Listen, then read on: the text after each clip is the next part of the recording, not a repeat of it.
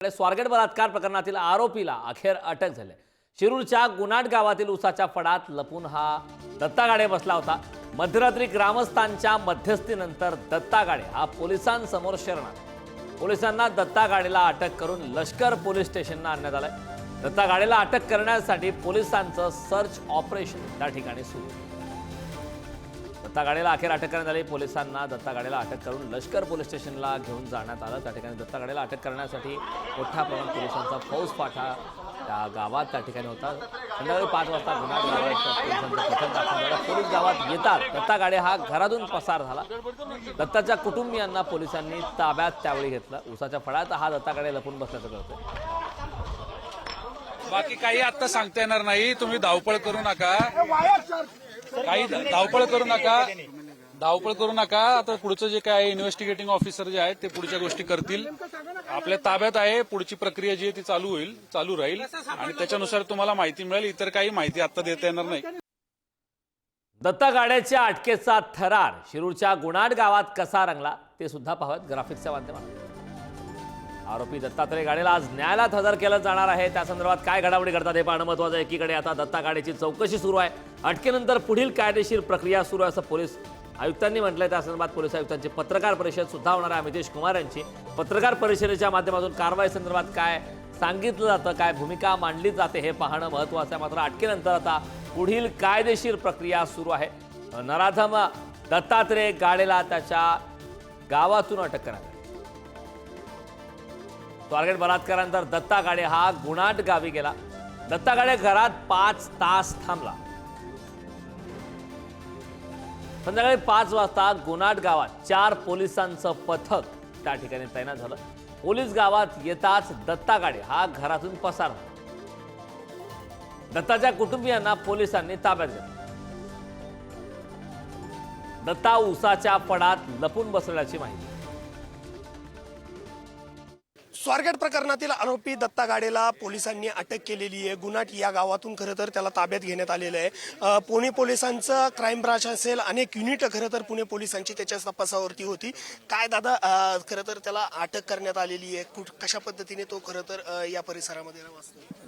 तसं दत्ता गाडेला मी 2019 मध्ये रॉबरीच्या प्रकरणात अटक केली होती शिरूर पोलीस स्टेशनला असताना। आता ह्यानंतर त्या आमच्या हाताकडून कस्टडीमध्ये असताना गेला होता तो। त्याच्यानंतर आत्ता शोध घेत असताना ड्रोनमधून आवाज दिला असता, त्याने तो आवाज ऐकून एक दुसऱ्या मिनिटाला बाहेर आला। माझा आवाज ऐकून तो बाहेर आला। दत्ता गाडे बाहेर आहे, घाबरू नको, काय असेल ते कायदेशीर कारवाई सामोरं जा। काही परंतु कायदेशीर कारवाई खरं तर केली जाईल यासाठी त्याला इतका वेळ का लागला? कारण तो तुम्ही जर पाहिलं तर अनेक तो घाबरत होता, घाबरून पळत होता। त्याच्यावरती अनेक खरं तर गुन्हे आहेत, परंतु त्याला तरीही तो का पुढे येत नव्हता? घाबरत होता तो, सगळे एवढे पोलीस स्टाफ वगैरे बघून तो घाबरत होता। नक्कीच पोलीस स्टाफ बघून तो घाबरत होता। या ठिकाणी जर आपण पाहिलं तर अनेक जण नागरिक या ठिकाणी आहे। तुमचंही पथक खरं तर कालपासून या ठिकाणी होतं, तुम्हीही या ठिकाणी मोठी मेहनत करत होता, त्याला पकडण्यासाठी प्रयत्न करत होतात। रात्रीचे 2 वाजून गेलेत, त्या टायमिंगला खरं तर तो सापडतोय। कुठेतरी पोलिसांचं हे जे कष्ट आहेत ते कुठेतरी फळाला आले। एकदम बरोबर, फळाला आलेलेच आहेत कष्ट।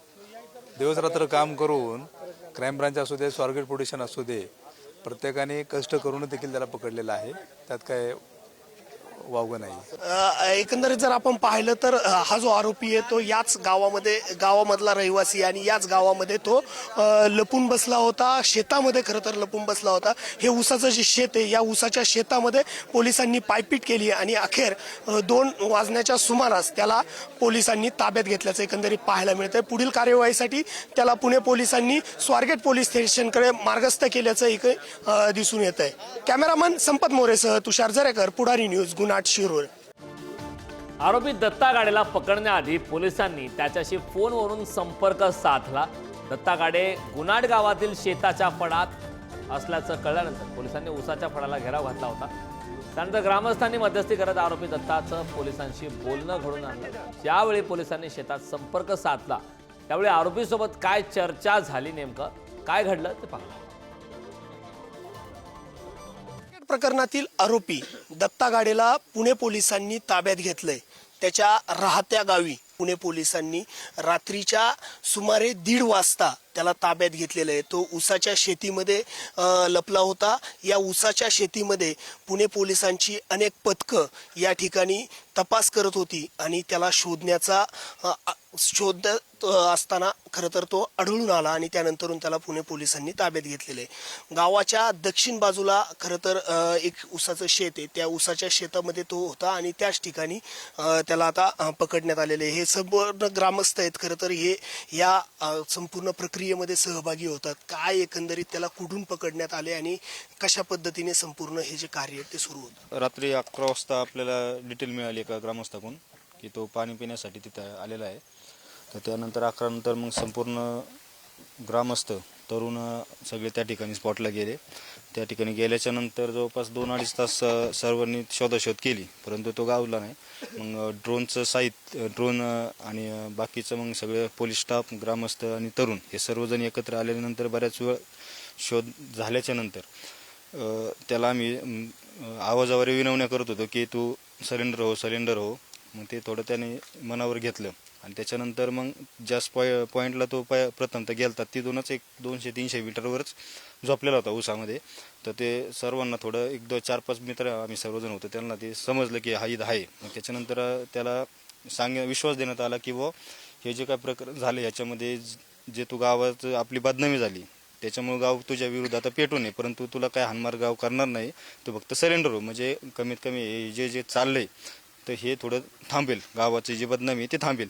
मग त्यांनी त्या गोष्टीला थोडं आमचं सगळ्यांचं पोरांचं ऐकलं आणि ऐकल्यानंतर मग 2 जण आमचे मित्र होते त्यांच्यासोबत तो बाहेर आला.